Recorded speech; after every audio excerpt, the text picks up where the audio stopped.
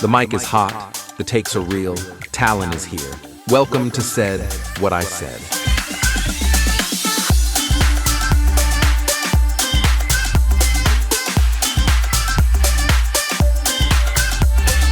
From Hollywood to your headphones, she's bold, she's raw, she's Talin. And this is Said What I Said.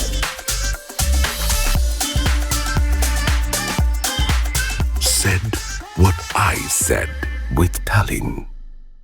What's up, everybody? Welcome back to Said What I Said with Talin. Today we have a multi-talented performer whose career spans in dance, film, television, music, and teaching. He's danced with major productions like Cirque du Soleil, shared stages with artists such as Jay Baldwin, Carrie Underwood, and Hugh Jackman, and expanded into acting roles with California Dreamin', Chicken Girls College Years, and most recently, Jumper, which was nominated for the Best Short Film International Black Diversity Film Festival.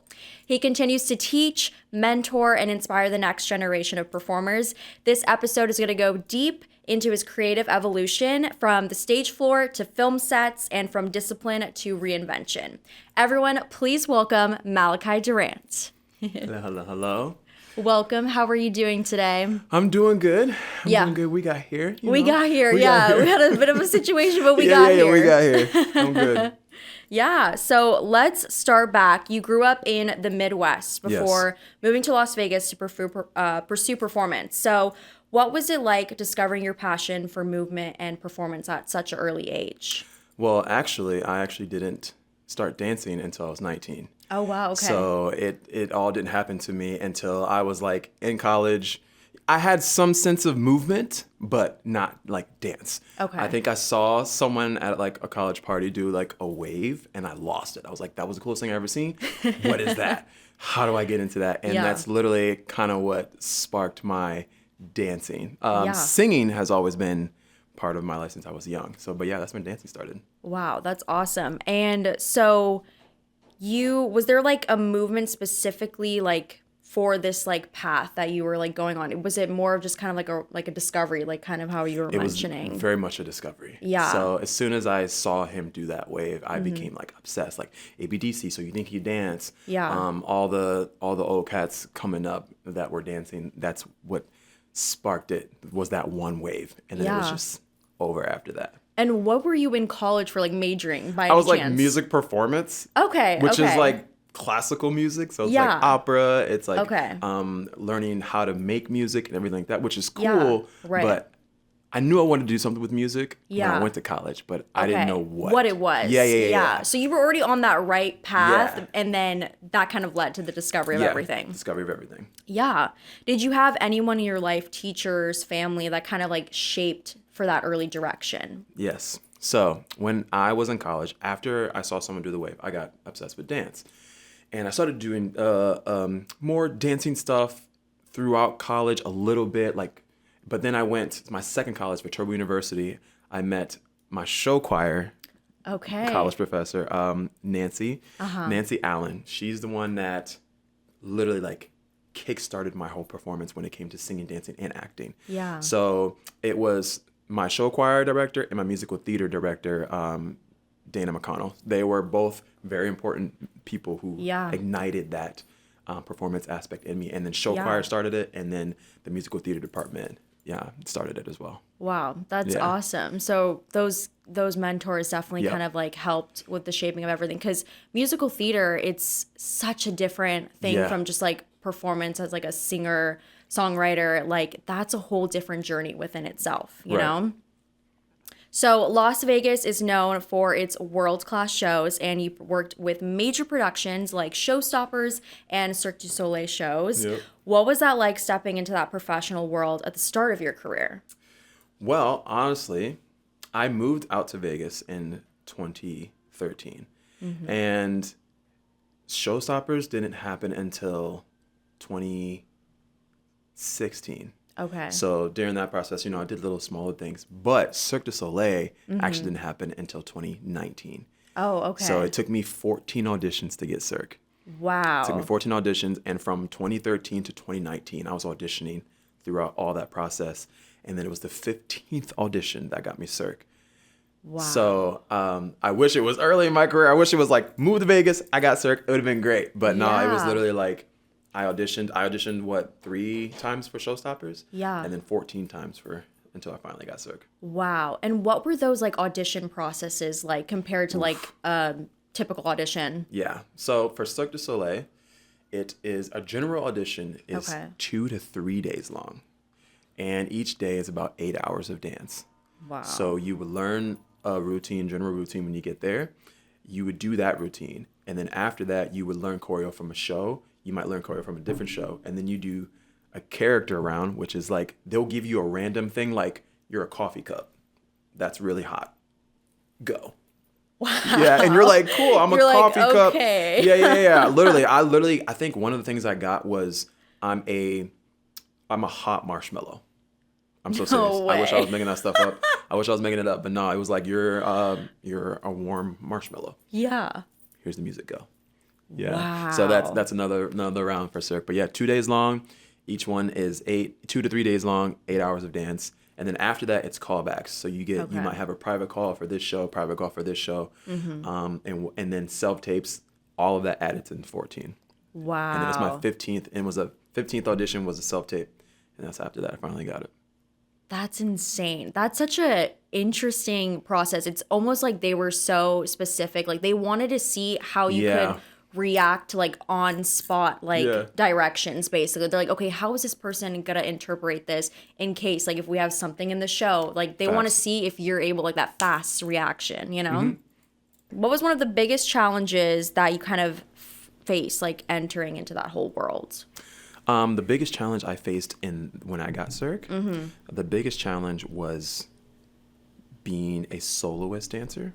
So throughout my career as dance, like I found myself being more, usually as a dancer, you're in a group setting. I never thought of myself as a soloist dancer.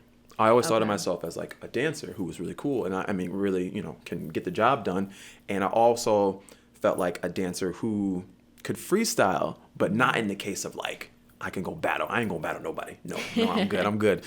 But in this case, it was a ginormous stage and I'm dancing in water. I'm by myself and it's literally the sound of my vocals and the sound of me dancing in water. And that's it. And there's one drum.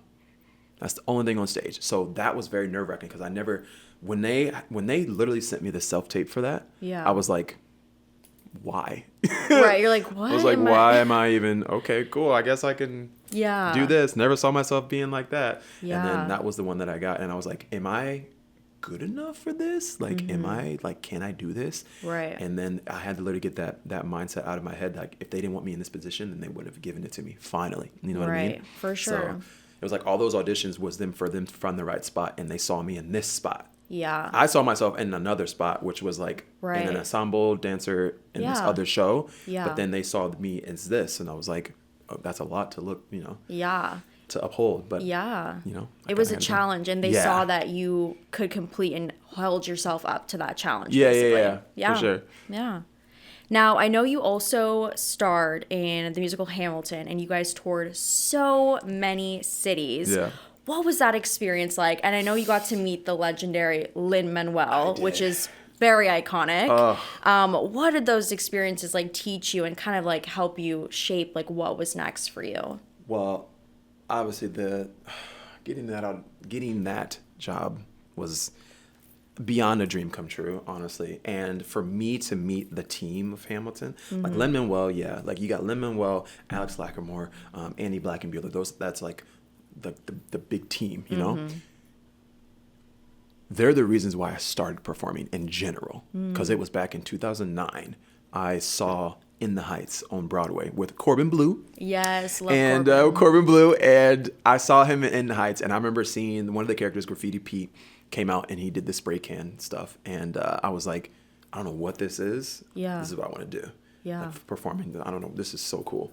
And then that's what ignited it. So then literally full circle, like me meeting Lynn like in the flesh and like working with Alex Lacamoire and Andy Blankenbuehler, like it was just like y'all don't understand, like I'm here because of you guys. So like this is an honor to be working with you guys. So that was like an ultimate dream come true. Also too, when it comes to performing any Broadway show, that's like, to me, that's the elite. Yeah. Like that's the performance Olympics, because it Absolutely. is like a lot of, when it comes to dance, especially dancing and singing, because I would say 8 shows a week for 3 hours. Yeah, it's a lot. Yeah, 3 hours. So honestly, that really taught me about like stamina, taught me about how to, because not only did I take care of my body, I take care of my voice. Yeah. So all of that had to play into account of how I performed that night. So a lot of that taught me about taking care of my body, taking care of my voice, you know, what to help me with to do this and do that. So yeah. Yeah. But honestly, it was a dream. Absolute dream. That's awesome. We're going to take a short break, but we'll be right back to continue the conversation. So stay tuned. Said what I said with Talin. What's up, everybody? Welcome back to Said What I Said with Talin. We have guest Malachi Durant here. So we were just talking about Hamilton and everything and all that amazing experience. Yeah. So we were just talking about the performance aspect, 3 hours, 3 the hours. performance, Yep. which is so tough and enduring on your own body itself. And how long was like the time span in between the shows that you guys had like rest time in between for that? So there's 8 shows. So obviously 2, and then we only had off Mondays. So Okay. 2 of those days we had to do 2 shows on that day. And usually in between, you're like, let's see, the show would start sometimes around 1:30, and then we would be out of there by like 4. Yeah, I usually have about 2.5, 3 hours. I take a nap. Yeah. I'm gonna tell you what, I took a nap. That's what I did. I took a nap to get ready Yeah. for this next performance. Right. So either took a nap or I stayed in the theater sometimes and didn't do it. Yeah. I was just like, I just need to breathe. Right. Give me a second. So yeah. So a lot of times Yeah. that's kind of what I did. That's crazy. And Yeah. then like the rehearsals process for that too. Okay, you would think that it's a lot of rehearsals. Yeah. But honestly, no. Really? Nah, like I was 2 weeks of rehearsals, and then I had plenty of time. I had a great team to help me get the show together. And after that, once you're in the show, if you're a swing, you have a lot of rehearsals. But Okay. as a full-time member, you really don't have that many rehearsals. Wow. You have a put in every once in a while. Because I've been in other shows where you have a lot of rehearsals. Right. And you're rehearsing and you're doing this and you have to come to rehearsal again and rehearsal after the show and all that type of stuff. But Yeah. for the amount of production level Hamilton was, it really wasn't as much Wow. as I thought there was going to be. Yeah. That's like- really shocking. Yeah, like you would think every city we had to rehearse. Right. No, dude. Every city we would get to Wow. it. We would end the show on Sunday. Yeah. We would get to a new show on Monday. Have Monday off. Show up on Tuesday, do an hour-long sound check, and then we do the show. Wow. Because they have a team that puts all the props where they're supposed to be, all the costumes where they're supposed to be. Those are all people Designated to everything. And Yeah. so everything it is not my responsibility to like make sure my costume's in place. Right. There's someone who's doing that. Yeah. So like literally we just show up and do the show. Yeah. That's so cool. That's like really crazy to think. You would think like Yeah. for a performance like that, so much would go into that Yeah. just with like the dance rehearsals or like music rehearsals and recording audios, like whatever it was, Right. you know, so much different things go into a full blown production. Now we're going to talk about, you've shared stages with some of the biggest names in the entertainment industry, from global music artists to theatrical icons. You've danced with Jay Baldwin, Will Smith, Carrie Underwood, Hugh Jackman, adapting your approach to fit basically each style and production. So what was it like performing alongside artists with completely different creative energies? It was an experience that challenged my artistic side, and it was For like sure. satisfying for the artistic side. And being a chameleon, I guess you can say, to adapt to different styles. Yeah. I remember one time someone described me as like a dancer, but like I'm good with movement, as in like I can adapt to many styles. I don't know how I learned this. Yeah. I can't even be like, this is how you learn how to do that. Like I honestly Yeah. don't know. But it did when it did happen for each artist, it was literally just like, okay, I'm doing this, and it's like a switch in my brain to be able Right. to adapt to that movement at that time. But honestly, it was like each experience was amazing at itself, for sure. Yeah, absolutely. Was there like a particular moment with any of these collaborators that changed how you viewed like your own artistry within itself? Anyone that challenged me? All of them. I feel like all of them had because they're all so different. Right. You know what I mean? So like each one, I was able to take something from that and apply it to a different thing that maybe I'm doing. And remember the fact that like, oh, this was like this in this one performance. Let me take that for this next audition or this next self-tape. So yeah, I feel like they all had their own unique thing that helped me in some regard. Yeah. You know what I mean? For sure. Yeah, because everyone is so different with their approach styles to performing and whatnot. There's so many little minor things that you take in from each person and just adapt and grow as an artist yourself, you know? Was there any like rehearsal or like a performance you can tell us like a crazy story, like something happened? Yeah, man. So one time we had, his name is Cedric. Okay, it's a hard name I can't pronounce. But I think it's, actually, I don't want to say what kind of name it is. French, maybe? I don't know. Anyway, so I think his name is Sadek.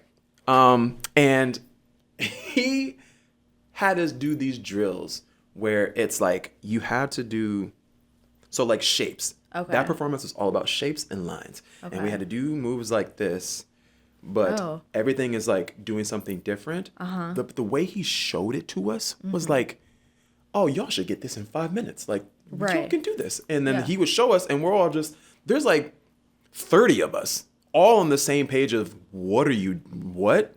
So, and that was the training for that specific gig. That was for the Grammys for J Balvin. Okay. And like, literally, he would show us these things, and we were just like, oh my gosh, we look really crazy doing this. But he made it look like it was just like nothing for him. Yeah. And it was so hard. And eventually, that was just like training. That's not what we did for the actual show. And so, we still did lines and stuff, just not that big and difficult. But that was his training process, and I loved it. Like I took that home, and I was like, I'm gonna try to practice this. This is crazy. Yeah. But yeah, that was probably one of my moments from that rehearsal because I remember being like, what are we doing? Yeah. That's crazy. Yeah. Oh my gosh. But it's cool. It's like everyone has a very different, unique style with like how they teach and train like every dancer that fits for them, and it's really cool to like take all those in as a dancer. Like I remember back in the days too when I would do so much dance like crews and competition stuff like Academy of Villains for instance. Their training program was so crazy. Did you do Academy of Villains? Yes. Whoa, I was a part of the Young Skulls, so their junior crew. But they would put us in rehearsals like together, and literally they would do the craziest warm-ups. And also like when we were doing a routine, if one person messed up, everyone would do 50 burpees for that one person to mess up. When I tell you, I will look at that person being like, exactly. All of us got doing death the burpees scares. like mad. Just, exactly. Just like, why? You know? But it's like, it taught me so much. Like, just like to be precise, be on it, like know my material. Like when I come into rehearsals, like it's so many different crazy techniques that people use, just like how you were saying. So I thought that was really crazy, you know, that you shared that. Let's go Academy of Villains. Yeah. Did you have any like crazy stories with the artist itself, like them being like so much drama or like whatever? Actually, none, honestly, for real. That's none awesome. of them. When they all came in, they all said hi. Yeah. I remember when Will Smith came and he literally introduced himself. He's like, that's hey, nice. Will. And I'm just like, yes, I know. Yeah. And then like I remember Carrie Underwood. Carrie Underwood's like this big. She's so tiny. And she was backstage with us, and we're all just like warming up and we're like getting ready. And she was just like sitting there, and she was just like, ooh, wow, I'm nervous, you guys. And I'm just like, you're Carrie Underwood. What do you mean? Why are you nervous? Yeah, why are you nervous? She was just like, oh, wow, I'm kind of nervous. And I was like, that's crazy. Wow. And I'm just like, you got this, Carrie Underwood. Like, what? You're like, we should be the ones who are nervous. I was How like, are you nervous? what do you mean, Carrie? Like, you got this. Like, I don't know. Yeah. So, no, honestly, every artist I've worked with has been very, very nice. Yeah. Wow. Was there any moment that you walked into a rehearsal or a performance and you thought, like, I can't believe this is actually happening right now? Yeah, I remember my first big award show was Latin Grammys with Will Smith. Okay. And I just remember when the curtain goes up and there was like, introducing Will Smith, whatever, and the thing goes up, and like I remember being on the ground because I was like on one knee with my head down, and I was like, I I can't believe this is my life right now. Yeah. And like there's like fireworks going on behind me. There's a point in time I'm like dancing next to Will, and like Will's like rapping to the camera. And I Yeah. was like, what is life right now? Like it was just like it was Yeah. it was For sure. that was a moment. And then after that, I feel like it's literally like every other moment after that. Like, you know, Yeah. you have, especially for the award shows, like there's so many celebrities there watching. and Right. it's like pressure, you know what I'm saying? For You're like, sure. You're in front of the I best can't be of the the one best. yeah, Yeah. yeah. So I feel like in any performance, a lot of the times, that's when you know you're doing the right thing. You For know what sure. I mean? When you get that feeling like all the time, Yes. it literally happens. Really, no matter what stage I'm on, just like I can't believe this is life. Yeah. That's Yeah. amazing. It was a pinch me moment for you, for Yeah. sure. Yeah.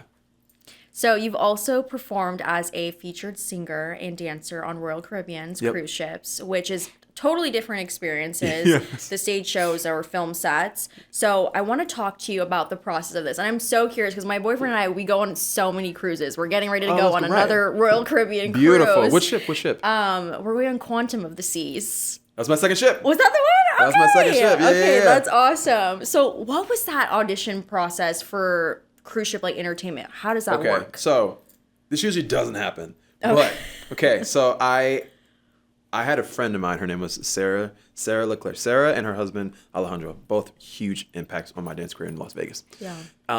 But Sarah was like kind of I don't want to say she was casting. I think she was helping run the audition because she's Okay.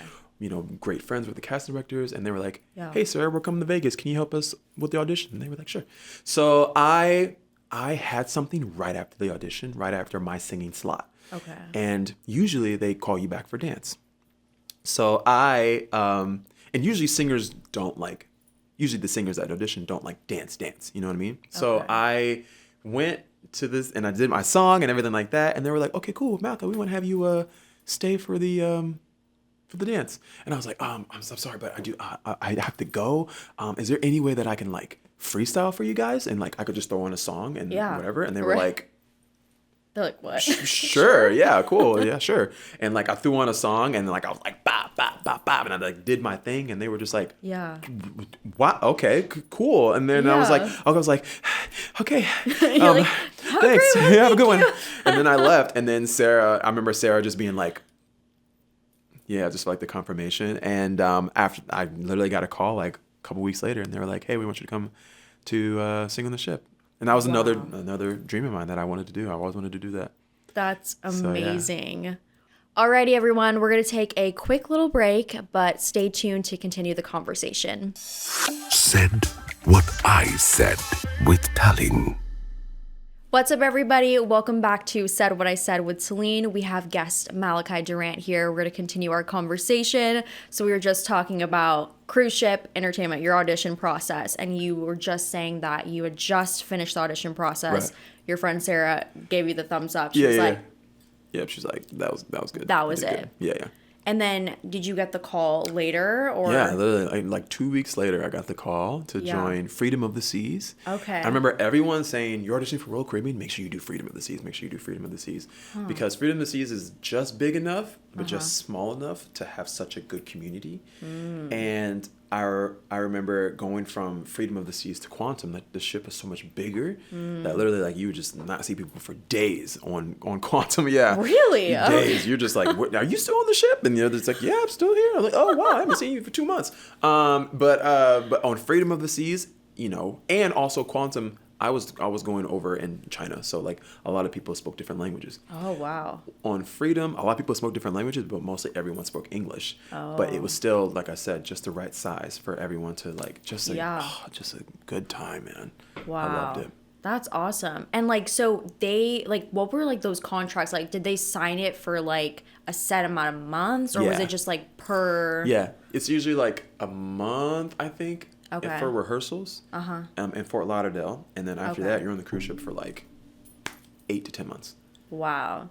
But you had to like basically enjoy the cruise ship too, right? Absolutely. While Yeah. like you're like performing in Yeah, between. man, like a cruise for, especially for Freedom of the Seas, a cruise was literally 5 to 6 days. Yeah. I did the show 2 days out of the out 6. of the 6. Other than that, you chilling, dude. Wow. That's kind of Chilling. nice, honestly. Yeah. Yeah. I'm like 4 shows. I'll take the 4 is great. Right. 8 was my goodness. Yeah, Yeah. 4 shows. That's it. Twice out of the Wow. week.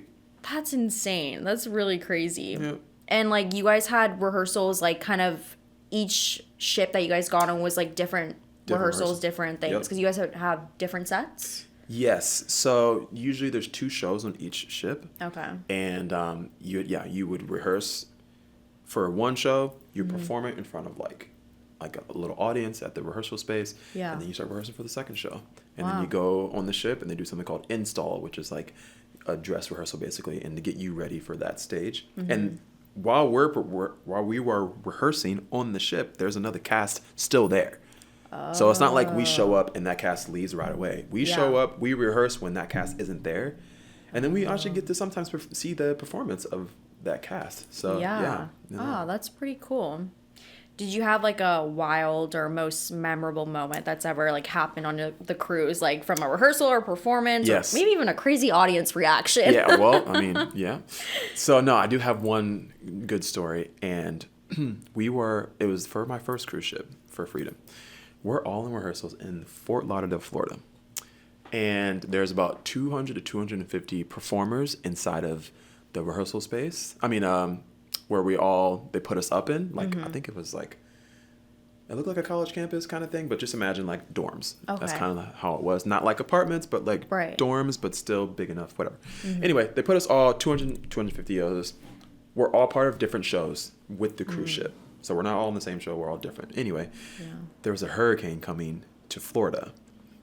And they thought it was a great idea to be like, okay, guys, there's a hurricane coming. So we're going to put all of you on a cruise ship. And there's open bar. Yeah. And there's just us on a cruise ship.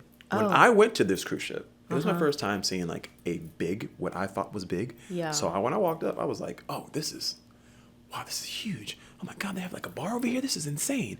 They had us on that cruise ship for a week because they had other people coming and we couldn't go back to shore yet. So they put us on another cruise ship.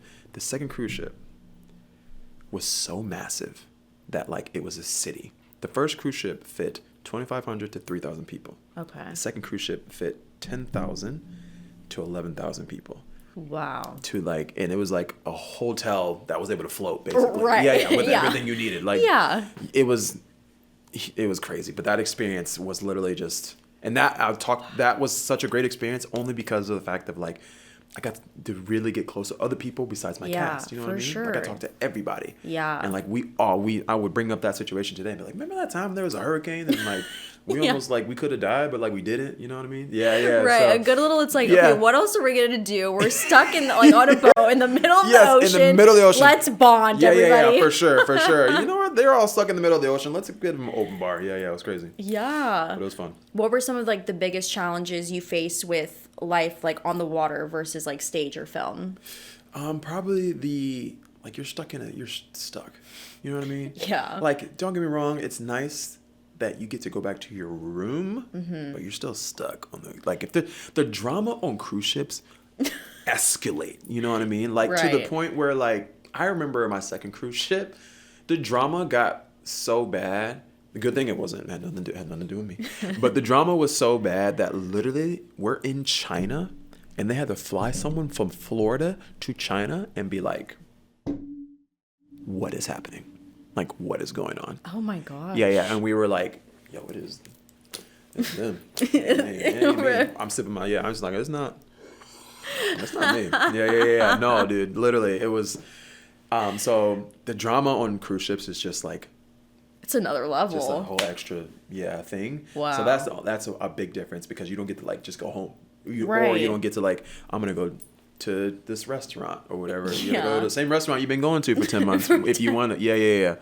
So don't get me wrong, you get to get off the ship, which is great, Right. but you only get to get off until like 5 or 6 p.m. You know. Yeah. So that's the only. That was the only Yeah, thing. the only thing. Yeah. Wow, that's crazy. But it's so cool to know a little bit more now, like behind the Yeah. scenes of like how that works. Because I was always so curious. My boyfriend and I would always talk about, we'd go watch the shows and we're like, I wonder what this is like for them, like this whole experience, you know? It's literally its own world. Yeah. For real. Like it's like you're just separate from in reality, Right. I guess you can say. Yeah. And like everyone knows it's just like this is not like real reality. You know, we are going to go back to our actual reality. lives. Yeah. Yeah. So literally, and also too in the guest world that you see compared to the employee world or the cast world is just like so different. Wow. Yeah, so different. It's insane. Beyond live performance, you've built a strong acting resume from projects like California Dreamin' and Chicken Girl's college years, and to your recent work in the short film Jumper, which was nominated for Best Short Film at the International Black Diversity Film Festival. So how did you begin navigating that transition from dancer and performing into acting? The pandemic. Pandemic. Honestly, yeah, pandemic. So it was in 2020 when the world shut down. Yeah. I was in Cirque at the time. Okay. And I remember getting a little call, being like, "Hey, so we're gonna put your job on hold," and that turned in, for 2 weeks, and then that turned into 3 months, and then eventually they had to let us go. And then I remember sitting on the couch with my beautiful fiance, Evan, and she was just like, she'd gotten to acting like that year or the year before. She started to dabble a little bit more because she wanted to. Yeah. And she was like, "Hey, do you want to do this little film that I'm doing? It's like a slasher. They need someone to play the boyfriend." Yeah. And I was like, I ain't doing nothing else, so sure, why not? And it was literally like, I think I got paid $500 for 2 weeks of filming, and like in a space where there's no air conditioning in the middle of a desert in Las Vegas. Great idea, great circumstances, and I remember being there and actually like loving it. Like, I mean, the film, none of y'all will ever see the film, and I'm not showing it to nobody, but yeah, no, I remember doing the film and just me being like, wow, I love doing this. Yeah. And so then after that, I became more obsessed with acting, taking more acting classes and whatnot. But someone on the set was like, "Yo, I think you got something there when it comes to acting." And I was like, "You think so?" I was like, "Yo, okay, maybe I should do this a little bit more." And then became more invested. And then even when I got an acting coach, my acting coach was like, "Yeah, man, no, you have something there." So, and that's literally how it kind of transitioned to acting. Wow. If the pandemic didn't happen, I don't think you would have gone I don't think I would have into gone to acting. No, I think I would still be in Cirque. That's in Las Vegas. crazy. Yeah. I feel like the pandemic did open a lot of new opportunities and discoveries for a lot of people. It's because we were forced to be locked in our homes. Like, you have nothing really to do. So it's like, okay, let's explore our other creative outlets in life. Like, what else can we do? With like social media or whatever. Everything was just going on at that time, exactly. What part of acting has been like the hardest challenge though for you? I would say the hardest challenge for me is to make it real. Because acting is making it real. Acting is like a conversation that I'm having like this. For some reason, when you get a piece of paper and you're supposed to say, "Yo, how are you doing today?" You put that paper down, you're supposed to be like, How are you doing? That's not it. How you just have to make it. It's just a lot of the biggest thing in acting is like less is more, but like too much less is nothing. Yeah. So finding that balance is so hard. Yeah. And so the biggest challenge for me was, how do I make it real?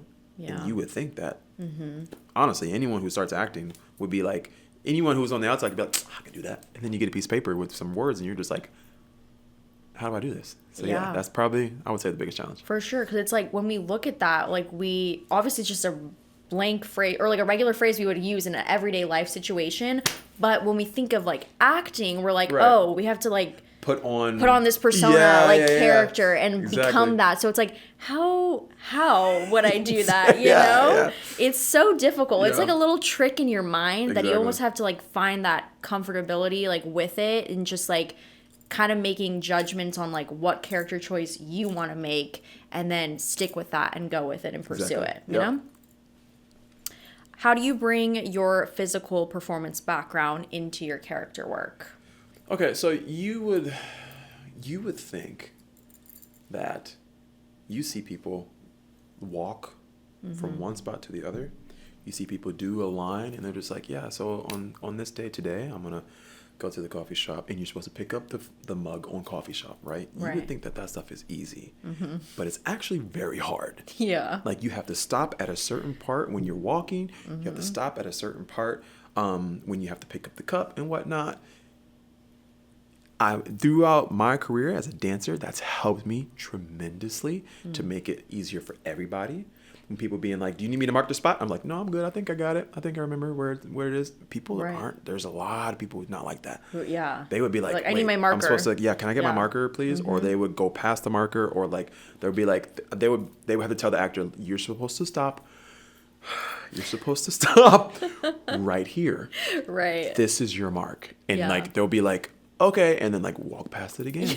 And the director's just like, "Okay." Shaking their head. Yeah. Like, come so on. I think throughout my career as a dancer, it has helped me so much to be able to be like, "Yeah, man. So today I'm going to go over to the coffee shop and I'm just going to, do whatever." It just really helps. So Yeah, for sure. And you kind of feel like the on-camera like acting kind of requires a different vulnerability than compared to like a live performance? Yeah, because the micro movements. So whenever you're doing film and TV, the camera picks up everything you do. When you're so far back and like you can't in a theater form of it, it's a little bit, you have to be bigger with your movements in a way so people can see it from far back. But if you if you flubbed up a line or whatever, you can continue the show and it's okay. You know what I mean? But on TV and film, they're just like, "Cut, we got to do that again." Or if you looked the wrong way, you can't look into camera when you're delivering your lines. Like all that, you got to remember the camera is not there. Exactly. You know? So all those aspects when it comes to TV and film is so different from music. And when you do auditions for musical theater, you have to remember they have to be a little bigger. I'm a more of like a realist, like a naturalist actor when it comes to things. So like I try to do things as if it's like an everyday thing that I do. Right. So on stage, though, you have to make sure you're doing it a little bit bigger. For those type of things. Yeah. And you have to keep that in mind. It's kind of hard. You kind of feel like kind of dumb. You're like, "Yeah, so I'm going to go outside today." Rather than be like, "Yeah, so I'm going to go outside today." You know what I mean? So, yeah. I know exactly what you're talking about. Like choreographers would be like, just say like, "Just doing this." They're like, "No, do it like this." Yeah, like, exactly. Oh, okay, cool. Okay, I hurt my shoulder, but I got it. Exactly. Yeah. And I want to talk about Chicken Girls college years. Yes. So crazy. I don't know if you knew, but I was on the original Chicken Girls. Really? I was a part of Power Surge. Wow. So okay. I thought that was so crazy. So you, what was your role? Remind me on college years. I was a teacher and a professor. I was a professor for photography. Okay, so Indiana Massara's character. Yes. You got to work with. I did. That's so She was great. awesome. She was so cool. That's so cool. What was like that life like filming with Brat TV? It was great. Yeah. But I'm gonna tell you this. I got my script, right? They were like, "Malachi, we're gonna have you come in tomorrow. You want to film your first scenes." Yeah. Bet. I saw the thing. I got a tablet. I went like this. I scrolled like that, as you would do on the thing. I went like this. There was no other pages. I was like, cool. I only got this one page tomorrow. I'm about to kill this. So then I did. I was going over the script, and I showed up the next day, and they were like, "All right, Malachi, so we got like 5 scenes with you today. Like, we're gonna get them back." And I was like, "We got." You're like, "Wait, we got what? We got 5 scenes?" I was like, "Okay, yeah, we got, yeah." You have to. Ooh, I'm so sorry. We have to go like this to see the other scenes. Yes, I remember that. Didn't know that. I didn't tell nobody. I didn't say nothing to nobody too when I showed up. I wasn't gonna be like, "Well, I don't have that memory." No, Right. you just got to figure it out. I literally, yeah. anytime I had downtime, I was studying the next thing, and I remember being like, I think I said sorry to somebody, and they were like, "As long as you get like the gist of it, Malachi, like we get it." Yeah. And like I don't know what or how my mind worked that day, but I literally was just able to just get it done as best I can. For sure. So, and it was great. That's crazy. I feel like I learned the same exact thing. I had to come to set like with mine pre-printed because for that reason I was like, "Oh, I didn't see this." I'm like, they're like talking about something or they're running over like the script, and I'm like, "Where is this?" I'm like, I don't know what they're talking about right now, you know? So it's so crazy. But like I felt like Brat TV was very like so chill. Lenient and chill with the way like their production like ran, which was really nice. It's so different compared to like other sets, you know, that we work on. So that's awesome. Would that kind of be like your crazy like story, or maybe you have a different one from like an audition or something, or another project you worked on that was just like crazy? Not honestly. A lot of my I think I remember one director. I honestly don't remember his name, probably for a good reason. But he wasn't bad at any means. But like every other word was just F. Like F this, F this. While you're on set. F. Yeah. Wow. So it was intimidating for me. Because I was like, oh, I don't know if he's nice or not. You know what I'm saying? But like, it was just like, all right, guys, so we're going to effing do this and we're going to effing do that. And I was just like, my goodness, okay, cool. Let me make sure I get these lines. I had one page and I was so nervous. Stressed. I was like, cool, let me make sure I get these lines so he doesn't get mad at me. So I think that was honestly, other than that, like, no, I kid you not, every other set that I've been on, they've been so supportive. Yeah. So nice. No matter if they had a crafty table or not, like, it did not matter to me. But everyone was so nice. Wow. Yeah, I don't really have like a crazy story. Yeah. Nah. Well, that's good though. You've had like really good experiences with all the line of work you've done. Yeah. So you've worked across multiple disciplines and levels of performance: commercial dance, cruise entertainment, theater, film, TV, and teaching. And that comes with extreme highs and inevitable lows. So can you share a moment where you truly felt like stuck creatively or personally, and how you kind of pushed through that? Yeah, I would say I felt, since being able to do, I guess you can say like all three things, whatever, you can kind of get stuck in a way of, how do I do this, or how do I navigate what's really like what's next? You know what I mean? So you can get stuck creatively on, I'm a dancer for this one, so I got to make sure I can put my actor brain on there, but I got to turn off my singing brain and get that activated and whatnot. You can kind of get stuck in what job is next, because it's like you don't have a main focus, right? Rather than like, I'm just going to do TV and film and acting and that's it. It's like, because I want to do all three. Right. So I want to do all three things. So it's just that's kind of one thing that kind of gets stuck, I would say. Yeah, for sure. We're going to take a quick break and we'll be right back to continue this conversation. So stay tuned. Said what I said with Talin. What's up, everybody? Welcome back to Said What I Said with Talin with guest Malachi Durant. We're going to continue our conversation. So you've seen the entertainment world from so many different angles, and many creatives struggle to find longevity and fulfillment. From where you're standing, what separates performers and artists who thrive long-term from those who burn out or fade away? I'll say the love for it, the love for the craft. So I'm earlier in the in the interview here, I remember talking about the feeling that I get every single time. Yeah. When you get that feeling every single time, like you're in the right place.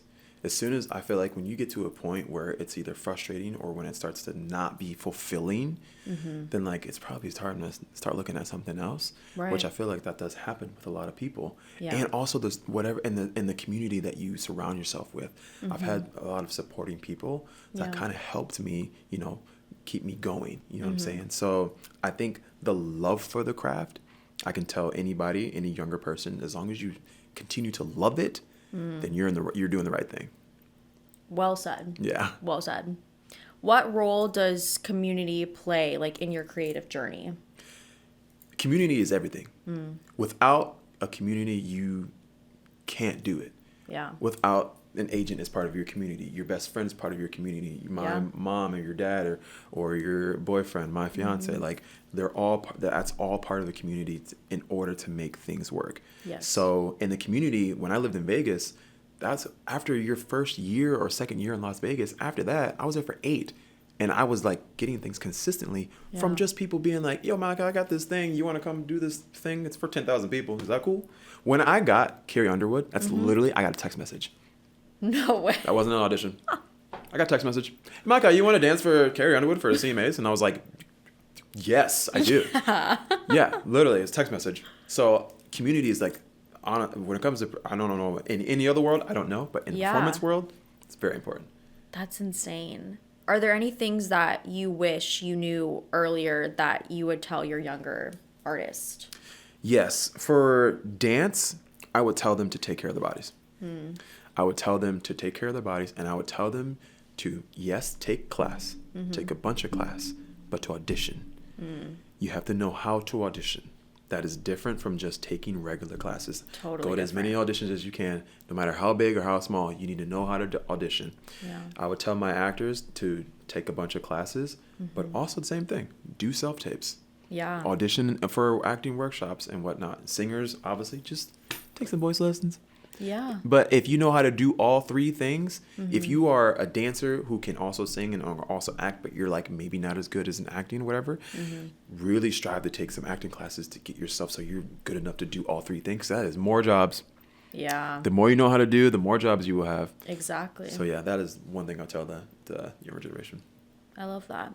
And how do you guard your creative identity in a world that often expects conformity? I would say that I stick true to what I believe is true for myself. It is so easy to like conform into what everyone else is doing. You can conform into whatever everyone else is doing. That's okay to do as long as it's still true to yourself.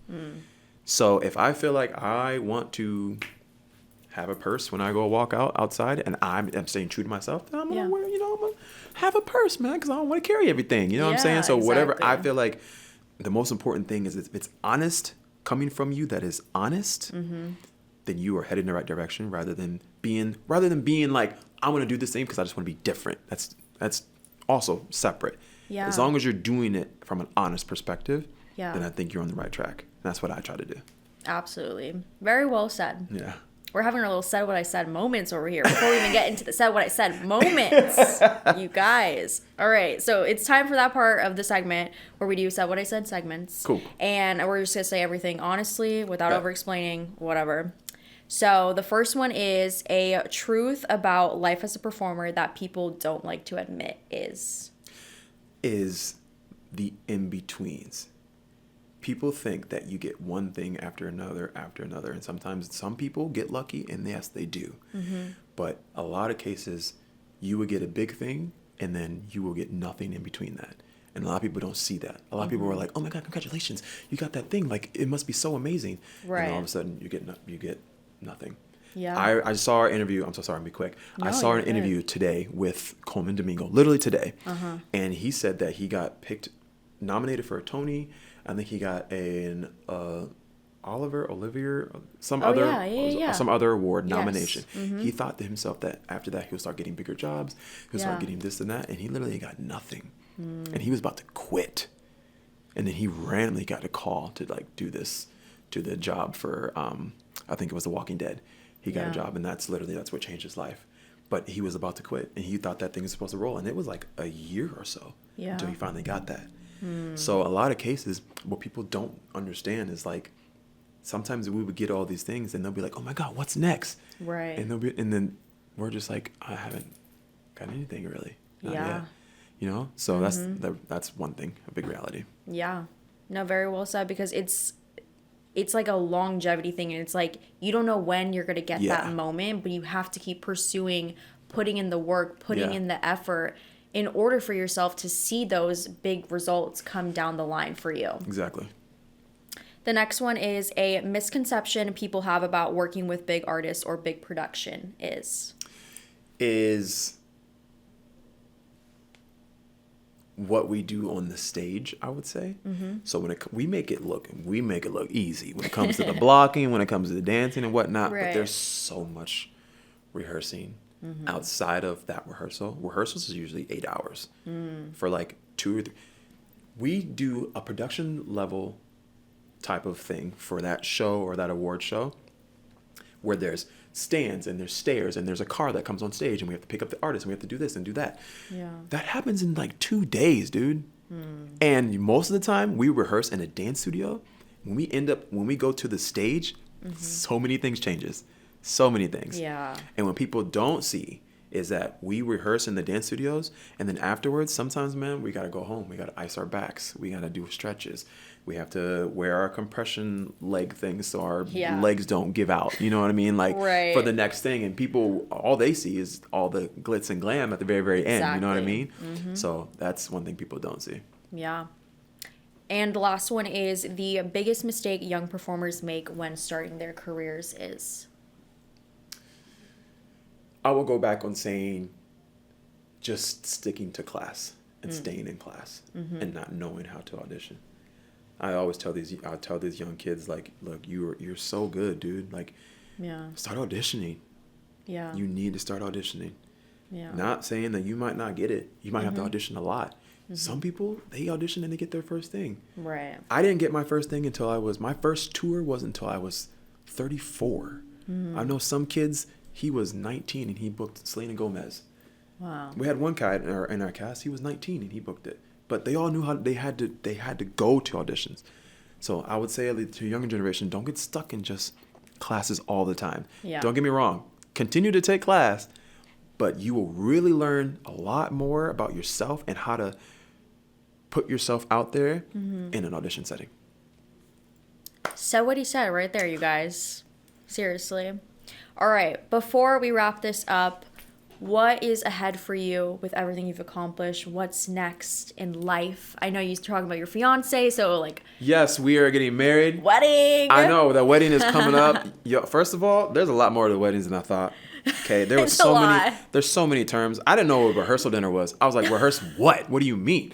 Like, is there a choreography that I didn't know about for a wedding? Like, what do you mean rehearsal dinner?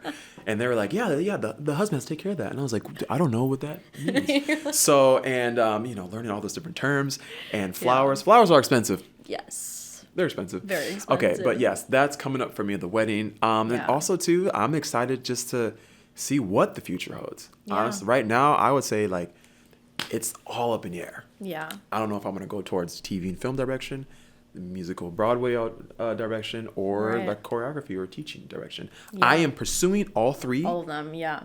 But I don't know which one I want to do all of the things. Yeah. So I'm excited for that. Yeah. I mean, you're keeping all of your avenues open. Yeah, and you're still pursuing everything with 110%. So you're all you can open do. to like Yeah. what's next for you, you know? Yep. That's Exactly. awesome. Well, thank you so much for Yes. joining us Thank today. you. Make sure you guys follow Malachi on all socials to keep up and see what's next for him. Thank you guys for tuning in, and I will see you guys next time. This has been Said What I Said with Talin. Bye. The mic is hot. The takes are real. Talin is here. Welcome to Said What I Said.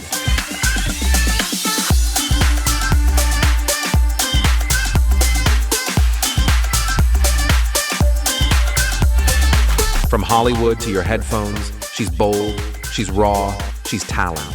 And this is Said What I Said.